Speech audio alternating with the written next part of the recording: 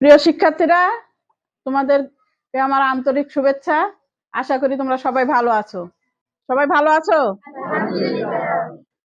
আচ্ছা, আজকে আমি তোমাদেরকে একটা গুরুত্বপূর্ণ সামাজিক সমস্যার কথা বলবো। সমস্যাটা হচ্ছে বাল্য বিবাহ। কি এটা তোমরা জানো? কি জানো বলো তো? ছোট বয়সে যারা বিয়ে করে নেয়, যাদের বাবা মা ছোট বয়সে জোর করে বিয়ে দিয়ে দেয়, তাদেরকে বাল্য বিবাহ বলে। আচ্ছা, ধন্যবাদ। বসো। তার বয়সে, তাই না?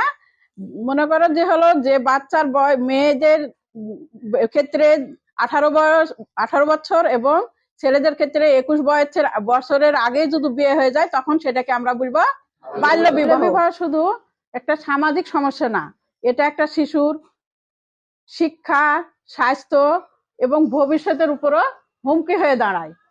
একটা শিশুর পড়াশোনা, খেলাধুলা, স্বপ্ন দেখার সময় যদি বিয়ে হয়ে যায়, তখন তাকে সংসারের বোঝা বহন করতে হয়। ফলে তাদের শারীরিক মানসিক বিকাশ হয় না। বিশেষ করে কন্যা শিশুদের বাল্যবিবাহ হয়ে গেলে অকাল মৃত্যু, স্বাস্থ্যের ঝুঁকি, তারপরে শিক্ষা বঞ্চনার শিকার হয়।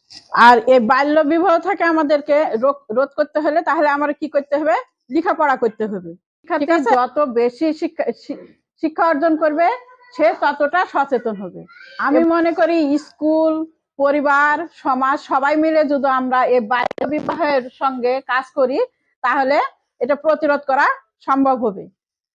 তোমরা তোমাদের অধিকার সম্পর্কে সচেতন হও, স্বপ্ন দেখো, শিক্ষার মাধ্যমে নিজেদেরকে আরো শক্তিশালী করে গড়ে তোলো।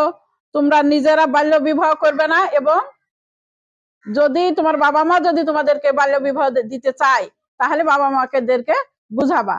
যদি বাবা মা না বুঝতে চায়, যদি তাহলে তোমরা তখন আমাদের কাছে আসবা, আমরা তোমার বাবা মাদেরকে বোঝানোর চেষ্টা করব। আচ্ছা, তাহলে আজকে থেকে আমরা সবাই মিলে শপথ নিই, আমরা অঙ্গীকার করি বাল্য বিবাহকে না বলবো আর শিক্ষাকে হ্যাঁ বলবো।